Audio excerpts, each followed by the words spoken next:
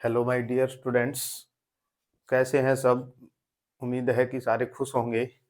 हमने अपने पिछली क्लास में इक्विवेलेंस रिलेशन के बारे में जान लिया था, जिसमें रिफ्लेक्सिव क्या होता है, सिमेट्रिक क्या होता है, उसके बाद ट्रांजिटिव क्या होता है। उससे आगे हम कंटिन्यू कर रहे हैं। अगर कोई बच्चा चाहता है देखना वो वीडियो, तो वो हमारी केबी सर मैथ्स यूट्यूब पर चैनल है, उसके अंदर वो वीडियो अवेलेबल रहेगी, वहां जाकर देख सकता है। हम आज इक्विवेलेंस रिलेशन के ऊपर प्रॉब्लम सॉल्व करेंगे। सबसे पहले मैं एक डेफिनेशन बता देता हूं कि इक्विवेलेंस क्लास क्या होती है।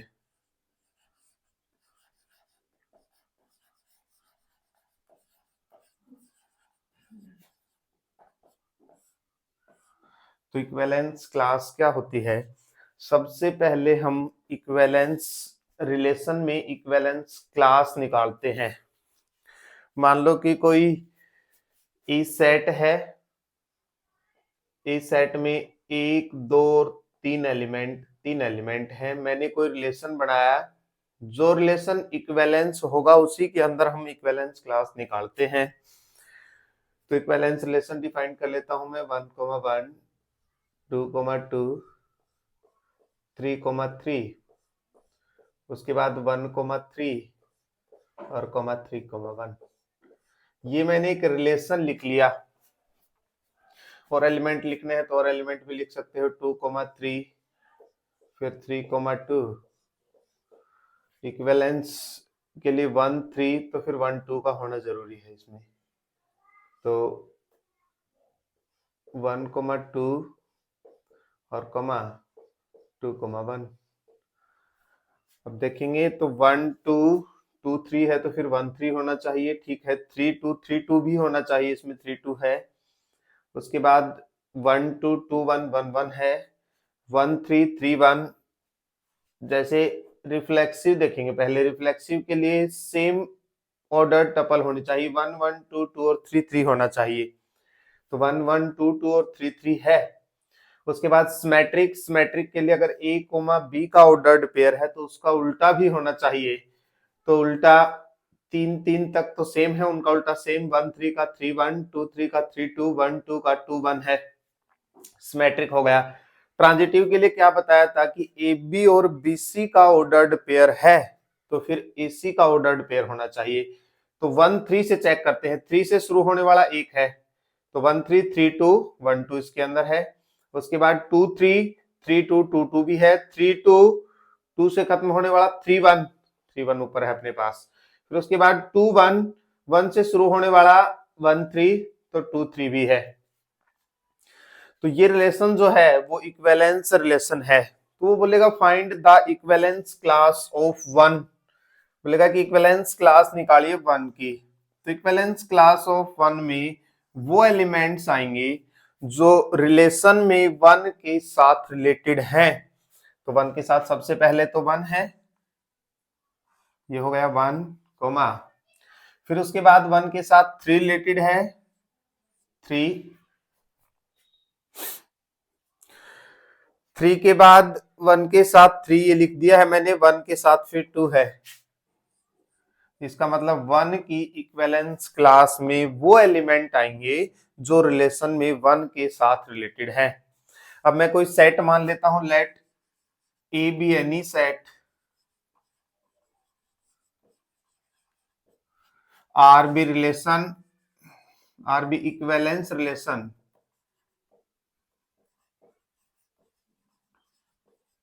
Equivalence relation on it.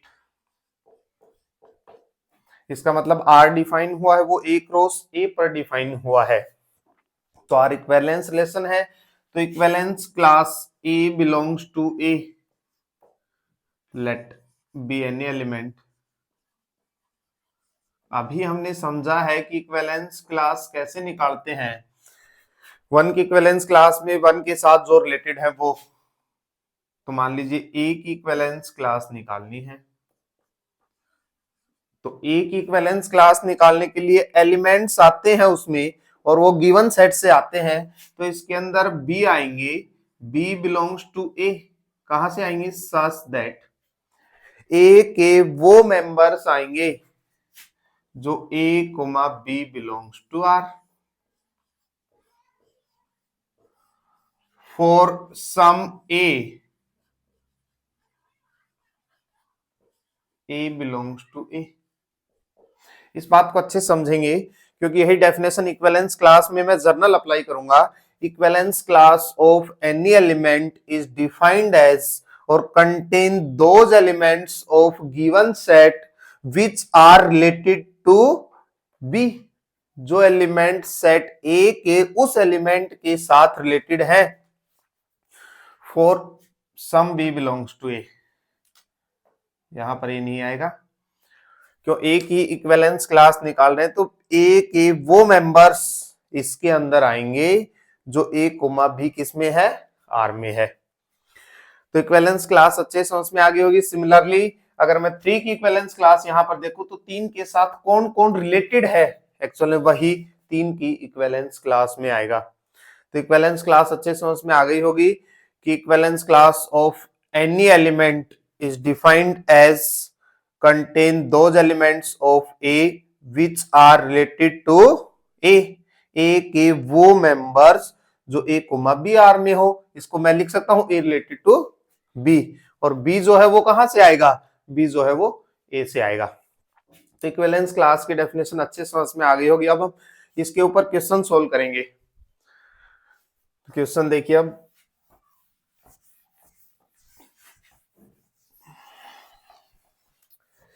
Paper में सीबीएसई में 5 नंबर का एक क्वेश्चन पूछता है, या तो पूछेगा कि show that this relation is an equivalence relation, या फिर पूछेगा फंक्शन के ऊपर, कहेगा कि इस फंक्शन को 1 1 ऑन 2 प्रूव कर दो बाइजेक्टिव, वो सब हम आगे पढ़ेंगे। तो let n be the set of natural number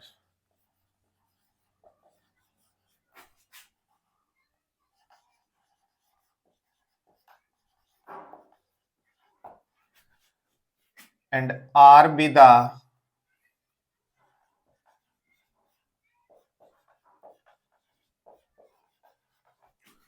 the relation defined on n cross n such that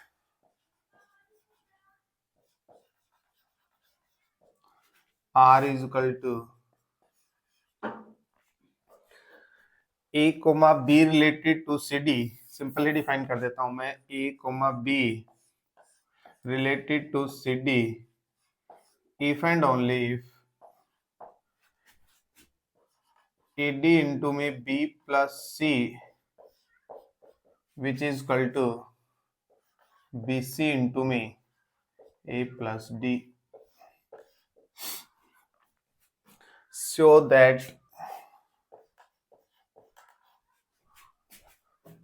that R is an equivalence relation।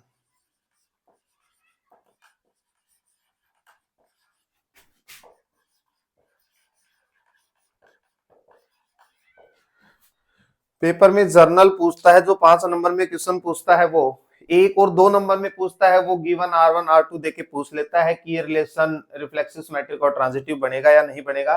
लेकिन जो 5 नंबर में पूछता है वो जर्नल क्वेश्चन आता है। अब इस क्वेश्चन को अच्छे से पढ़ेंगे।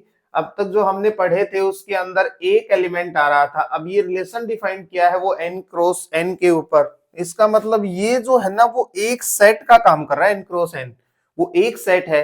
तो इसके अंदर एलिमेंट किस टाइप के होंगे, ये दो सेट्स की क्रॉस प्रोडक्ट लिखा हुआ है, तो इसके अंदर element a comma b type का होगा। तो इस a कोमा b को पूरे को एक एलिमेंट पढ़ेंगे, इसमें बिल्कुल भी कंफ्यूज नहीं होंगे क्योंकि डेफिनेशन में ए बी और सी डी पढ़ा है हमने। तो अब ए कोमा बी जो ऑर्डर्ड पेयर है ना, ये एक एलिमेंट का काम कर रहा है यहाँ पर। तो ए बी जो है वो रिलेटेड है सी डी के साथ, किस प्रकार से, पहले और आखिरी की गुणा, दूसरे और तीसरे का जोड़, और इधर जो मल्टीप्लीकेशन था वो इधर जो मल्टीप्लीकेशन था वो एडिशन में चेंज हो गया है, और एडिशन जो है वो मल्टीप्लीकेशन में चेंज हो गया है। प्रूव करना है कि ये इक्विवेलेंस रिलेशन होगा। ये अच्छे से पढ़ के देखिए इसको, क्योंकि ये समझ में आना जरूरी है, कभी कंफ्यूज हो जाओगे इसमें कि ये पूरा एक एलिमेंट है। तो मैं सॉल्यूशन स्टार्ट कर रहा हूं। सबसे पहले रिफ्लेक्सिव, तो रिफ्लेक्सिव के लिए for reflexive a comma a belongs to R, a comma a belongs to R for all a belongs to a given set से आता था। ये हमने जनरल डेफिनेशन में पढ़ा था, प्रत्येक एलिमेंट खुद के साथ रिलेटेड होना चाहिए। तो यहां पर एक एलिमेंट काम कर रहा है a comma b for reflexive to show, क्या शो करना है कि ए बी जो है वो रिलेटेड हो जाए किसके साथ, ए बी के साथ, और ए कोमा बी सब a comma b N cross N से आएंगे। ये और भी नेचुरल नंबर है, कहने का मतलब ये है, वो पहले डिफाइन कर दिया उसने, N be the set of natural numbers. तो मेरे को ये दिखाना है, तो मैं इसको दिखाने के लिए ये a b comma related to a b हो जाए, ये इफ एंड ओनली इफ है, इसका मतलब ये होल्ड है तो ये होगा, और ये है तो फिर ये होगा। तो मैं C और D के स्थान पर A और B पुट कर देता हूं, अगर ये कंडीशन सेटिस्फाई हो गई तो रिफ्लेक्सिव हो जाएगा। तो मैं पुट कर रहा हूं, तो A और B ये रहा, रिलेटेड के बाद C और D, इसका मतलब C के स्थान पर A और D के स्थान पर B पुट कर रहा हूं मैं। तो इधर तो हो गया AB इंटू में B पहला है तो B प्लस, और C के स्थान पर A पुट करना है, which is equal to right side में यहां B as it is C के स्थान पर A, तो C के स्थान पर A, राइट साइड में A प्लस D के स्थान पर B, आराम से कंपेयर कीजिए, तो B A into A plus B हो गया। नंबर सिस्टम में 2 इंटू 3 और 3 इंटू 2 वो दोनों बराबर होते हैं, तो AB बराबर BA हो जाएगा और B प्लस A बराबर A plus B, which is true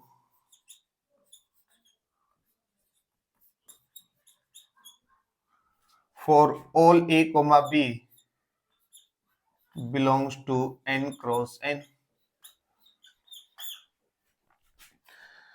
तो वो सब A और B के लिए ट्रू है जो n क्रॉस n से आएगा, इसका मतलब सो R इज रिफ्लेक्सिव, R जो है वो रिफ्लेक्सिव हो गया। नेक्स्ट सिमेट्रिक, सिमेट्रिक के लिए सिमेट्रिक के लिए क्या करते थे, A comma B belongs to R if A comma B belongs to R then B comma A belongs to R। ये हमने सिमेट्रिक की डेफिनेशन पढ़ी है। A कोमा B अगर R में है तो B कोमा A भी R में होना चाहिए। यहां पर डेफिनेशन देखेंगे अच्छे से, A comma B related to C D है, तो इस वाली डेफिनेशन के अकॉर्डिंग एक एलिमेंट जो है वो ऑर्डर्ड पेयर का काम कर रहा है। फॉर दिस अगर A कोमा B रिलेटेड है C कोमा D के साथ, देन C कोमा D जो है वो भी रिलेटेड होना चाहिए A कोमा B के साथ। कुछ नहीं किया, सिर्फ जस्ट रिवर्स कर दिया है उसका। अगर A कोमा B रिलेटेड है C कोमा D के साथ, तो C कोमा D भी रिलेटेड होना चाहिए A कोमा B के साथ। तो यहाँ पर A comma B related to C comma D है, उसके लिए तो ये पहले वाली इक्वेशन आएगी। मैं सिर्फ इसको सोल्व कर रहा हूं, अगर ये होल्ड हो गया सब A और B के लिए। अब नेचुरली पता है बच्चे क्या करते हैं कि नंबर्स पुट कर करके देखते हैं क्वेश्चंस में, वो एक अच्छा तरीका नहीं है रिफ्लेक्सिव, सिमेट्रिक और ट्रांजिटिव को चेक करने का। क्यों, आपके पास n क्रॉस n में इनफाइनाइट नंबर ऑफ एलिमेंट्स हैं, और उनको आप अगर चेक करोगे तो बहुत ज्यादा टाइम लग जाएगा। आप पास वाले सारे एग्जांपल उठाते रहे, फेल वाला आपको मिला ही नहीं, तो फेल वाला नहीं मिला तो आपको पता ही नहीं चलेगा कि रिफ्लेक्सिव, सिमेट्रिक और ट्रांजिटिव बनेगा या नहीं बनेगा। आप उसी बेसिस पर बोल देंगे कि ये रिफ्लेक्सिव, सिमेट्रिक और ट्रांजिटिव है। वो एक गलत तरीका है, जर्नल अप्लाई करेंगे जो डेफिनेशन है उसको, उससे अच्छे से क्लियरिटी आएगी। तो A comma B related to C comma D है, तो then C comma D related to A comma B होना चाहिए। अब A और B के स्थान पर C और D, और C और D के स्थान पर A और B अप्लाई कर देंगे, पहले और आखिरी की गुणा, सी और बी की गुणा, सी इंटू बी, दूसरे और तीसरे का जोड़ d plus a, which is equal to, उसके बाद जो मल्टीप्लाई में है वो प्लस में, और जो प्लस में है वो मल्टीप्लाई में। ये होल्ड होना चाहिए। अगर ऐसा है, इसका होने का मतलब है कि ये होल्ड है, और ये होल्ड हो जाए तो उसको होल्ड होने के लिए ये होना जरूरी है। और ये तो ऊपर वाली कंडीशन ही लिखी हुई है, सी इंटू बी, बी इंटू सी, गुणा में कोई फर्क नहीं, डी प्लस ए प्लस डी, दोनों बराबर, इधर वाली साइड इधर वाली साइड के बराबर है। तो इसका मतलब विच इज ट्रू, वो ट्रू है। सो आर इज सिमेट्रिक, आर जो है वो सिमेट्रिक हो जाएगा। ट्रांजिटिव चेक करते हैं, ट्रांजिटिव क्या है। डेफिनेशन याद होगी, जब रिवाइज करवाई थी तब। ट्रांजिटिव की डेफिनेशन होती है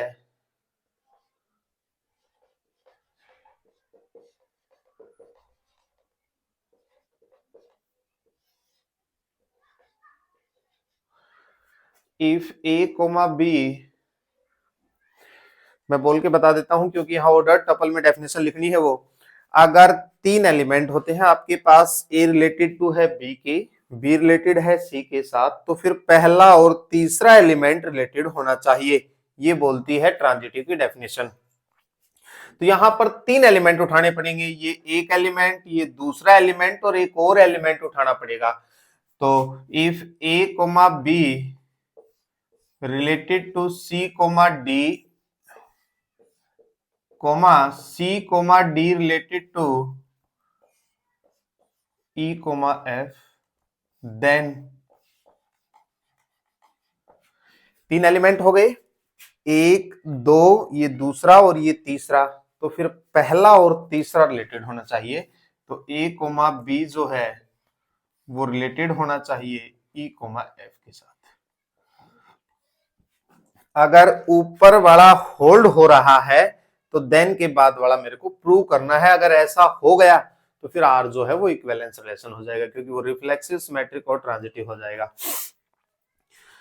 तो सोल्व करते हैं। गिवन आपके पास ये है, मैं इसको थोड़ा सा सोल्व कर रहा हूं। सोल्व करने के लिए एडी इंटू में b plus c which is equal to b c into में ए प्लस डी, ये आपके पास गिवन है पहले वाले ऑर्डर टपल के लिए। तो मैं सोल्व कर रहा हूं, तो इसको मैंने क्या किया, बीसी को मैं इधर लेके आ रहा हूं और एडी को मैं इधर लेके जा रहा हूं। वो सब इसलिए सोल्व कर रहा हूं कि मैंने अगर मान लो दो इक्वेशन बना दी इस प्रकार से मल्टीप्लाई में, तो उन दोनों से सोल्व करके तीसरी इक्वेशन को जनरेट करना थोड़ा टिपिकल हो जाएगा।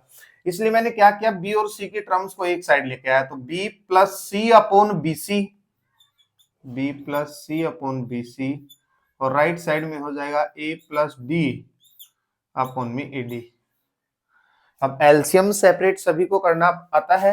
बी के नीचे बीसी लिखेंगे, तो बी के नीचे बीसी लिखेंगे तो बी बाई बीसी, बी से बी कट जाएगा, 1 बाई सी प्लस सी के नीचे बीसी लिखेंगे तो सी से सी कट जाएगा, 1 by b which is equal to a के नीचे एडी, सिर्फ LCM separate, a upon ad which is 1 by D plus d by ad is 1 by a. इसका मतलब क्या हो गया, इसको अच्छे से पढ़ेंगे, a comma b related to c comma d है, तो उसका मतलब है कि दूसरे और तीसरे के रेसिप्रोकल का सम बराबर है पहले और आखिरी के रेसिप्रोकल का सम। तो इसका मतलब हो गया a b related to C D है, तो उसका मतलब तो ये है। मैं इसको इक्वेशन नंबर 1 नाम दे देता हूं। दूसरे वाली से C D related to E F है, तो C D related to E F है, तो उसमें क्या है, दूसरे और तीसरे का reciprocal 1 by D plus 1 by E which is 1 by C plus 1 by F. ये इक्वेशन नंबर 2 हो गई। आराम से देखिए, पहले और तीसरे का, सॉरी दूसरे और तीसरे का sum, a b related to C D है तो दूसरा ये तीसरा, 1 2 3 4, तो दूसरा और तीसरे का रेसिप्रोकल का सम पहले और आखिरी के रेसिप्रोकल, तो यहाँ डी और ई के रेसिप्रोकल का सम सी और एफ के रेसिप्रोकल के सम के बराबर है।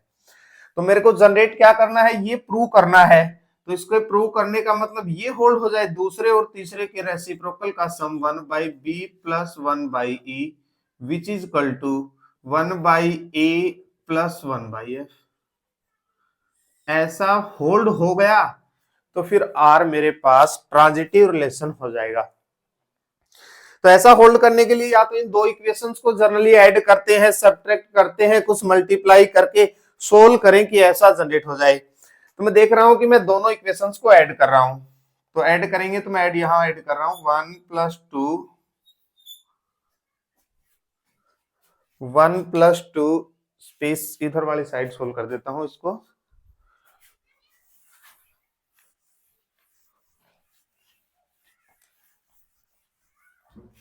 1 और 2 को ऐड कर रहा हूं मैं, तो 1 और 2 को जैसे ही ऐड किया मैंने, तो ये लिखा हुआ है 1/c प्लस 1/b। 2 वाली इक्वेशन दिखाई दे रही है नहीं दे रही है भाई?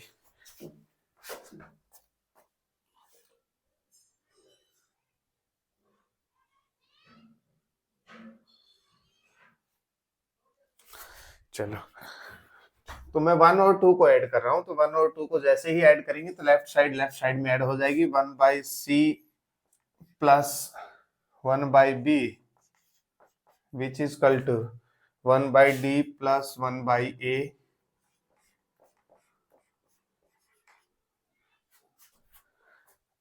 ये ऐड होगा तो plus 1/d plus 1/e, right side में प्लस कर रहा हूं राइट साइड को, 1/c प्लस 1/f। दोनों साइड जो सेम टर्म है वो कैंसिल हो जाएंगी। इधर 1/c सेम है, 1/c से 1/c कैंसिल, इधर 1/d सेम है, 1/d से 1/d कैंसिल। ये हो गया 1/b plus 1/e which is 1/a plus 1/f। तो मैंने देखा कि दोनों को सोल्व करने कैंसिल कर दिए हैं, ये इधर प्लस का है 1/d, इधर आके माइनस का होगा, वो कैंसिल हो जाएगा। तो मैंने देखा कि पहली और दूसरी से तीसरी कंडीशन जनरेट हो गई है, तो इसका मतलब सो आर इज ट्रांजिटिव। आर जो है वो ट्रांजिटिव होगा, आर जो है वो रिफ्लेक्सिव, सिमेट्रिक और ट्रांजिटिव तीनों हो गया। So R is an equivalence relation.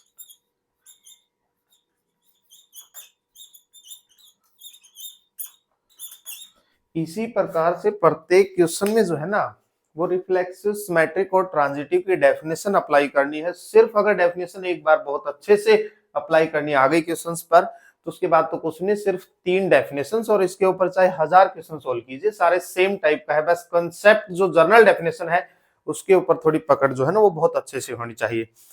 एक इक्विवेलेंस रिलेशन के ऊपर एक और सवाल देख लेते हैं जिसमें हम इक्विवेलेंस क्लास निकालेंगे।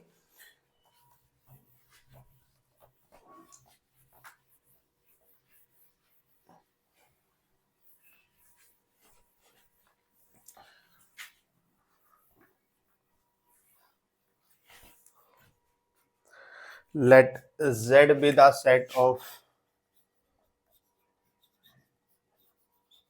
of integers,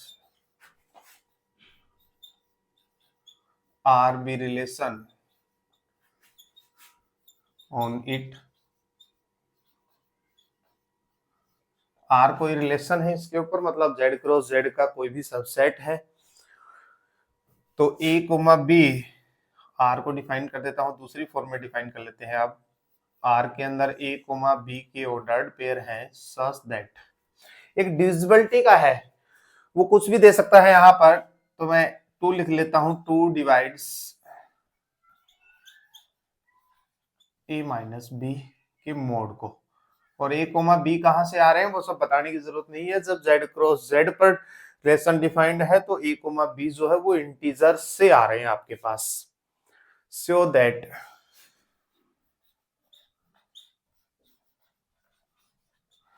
ये आसान हो जाता है, अगर मैं मोड नहीं लिखता तो मोड वाला तो बिल्कुल आसान है, वो इसी में कवर कर लेंगे हम। So that R is equivalence relation.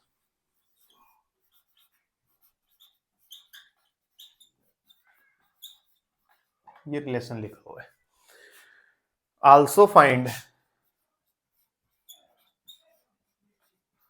Equivalence class of two, एक इक्विवेलेंस क्लास निकालवा देता हूं मैं, किसी भी एलिमेंट की लिख सकते हैं, वो जरूरी नहीं है कि मैं टू की ही इक्विवेलेंस क्लास निकालूं।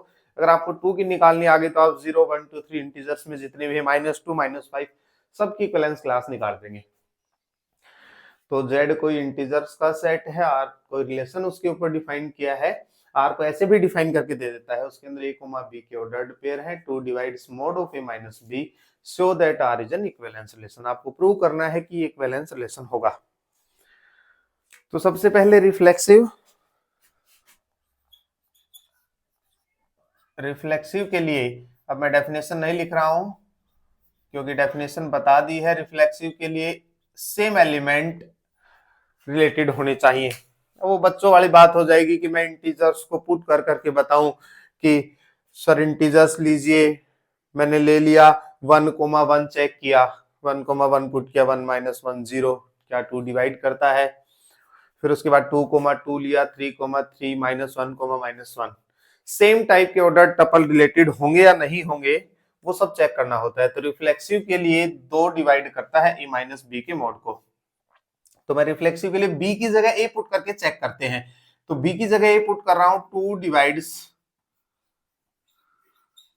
0। क्या ये बात सही है? 2 0 को डिवाइड करता है, बिल्कुल सही बात है। इसका मतलब है 0/2 और 0/2 जो है वो 0 होता है। तो 2 divides 0 which is true, so R is reflexive।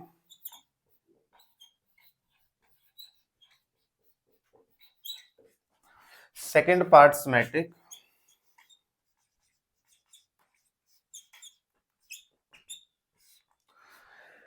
Symmetric के लिए अगर a, b रिलेटेड है तो फिर b, a रिलेटेड होना चाहिए, ऐसा हमें प्रूव करना होता है। तो शो क्या करना है मैं वो लिख देता हूं एक बार। To show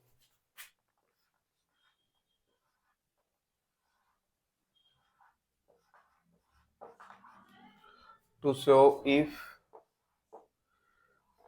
a, b if a, b belongs to R then b, a belongs to R होगा, ऐसा मेरे को प्रूव करना है। तो ऐसा प्रूव करने के लिए डेफिनेशन लगाएंगे। 2 डिवाइड करता है a - b को मोड को, इफ देन के बाद वाली प्रूव करनी होती है। तो फिर 2 डिवाइड कर जाए किसको? b - a के मोड को, ऐसा मेरे को प्रूव करना है। और मैथ में सभी बच्चों को पता है कि 2 का मोड निकालिए या -2 का मोड निकालिए वो सब बराबर होता है। a - b का मोड जो है वो बराबर होता है b - a का मोड। अगर मान लीजिए 2 डिवाइड कर रहा है किसी नंबर को, 2 डिवाइड करता है किसको? 4 को मान लीजिए, तो फिर 2 - 4 को भी डिवाइड करेगा, उसमें कोई दिक्कत नहीं है। नेगेटिव अगर मोड नहीं होता तो उस वाले में नेगेटिव साइन लगाने से कोई फर्क नहीं पड़ता है। यहाँ पर डिविजिबिलिटी है, -5 लगा तो क्या फर्क पड़ेगा? मान लीजिए 10 को 5 डिवाइड कर रहा है तो माइनस साइन लगा दे, क्या फर्क पड़ेगा? फिर भी डिवाइड करेगा। तो यहाँ पर तो मोड ही बराबर होते हैं, a - b का मोड b - a की मोड। तो a - b के मोड के स्थान पर b - a पुट कर दूंगा मैं, तो ये प्रूव हो जाएगा। Last one is transitive.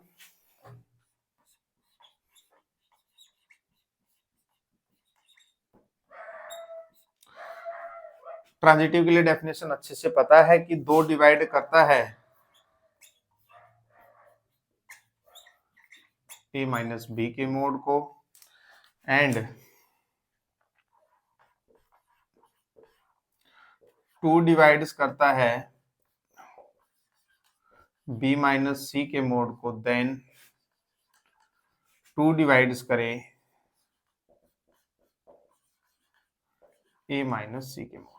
ये होता है ए बी बी सी, और फिर ए बी बी सी है तो फिर ए सी होना चाहिए। तो ए बी के लिए ये हो गया, बी सी के लिए b - c आ गया, और पहला और तीसरा आ जाए 2 डिवाइड करें। तो दो जिन नंबर्स को डिवाइड करता है, ये डिविजिबिलिटी की डेफिनेशन में है, आराम से सुनेंगे इस बात को अच्छे से। दो उन्हीं नंबर्स को डिवाइड करता है जो दो के मल्टीपल होते हैं। आराम से सोचिए, दो डिवाइड करता है 0 को, प्लस माइनस 2 को, प्लस माइनस 4 को, प्लस माइनस 6, प्लस माइनस 8, इन सबको डिवाइड करता है। तो इसका मतलब हो गया कि a माइनस बी के मोड को डिवाइड कर रहा है। तो a माइनस बी किस टाइप का नंबर होगा? वो दो का मल्टीपल होगा। तो a माइनस बी का मोड जो है वो तो होगा only plus 2k for some k positive, लेकिन जब मोड हटाएंगे तो मैं सीधा लिख रहा हूं a माइनस बी को plus minus 2 into k1 type का नंबर होगा। आराम से सोच लीजिए, mod of a minus B upon 2 है और दो उसको डिवाइड कर रहा है। ये दोनों कंडीशन होल्ड हो रही है अपने पास। तो दो डिवाइड कर रहा है उसको, तो इसका मतलब है कि ऊपर वाला जो नंबर है वो पक्का दो का मल्टीपल रहा होगा। और k1 इज एनी इंटीजर,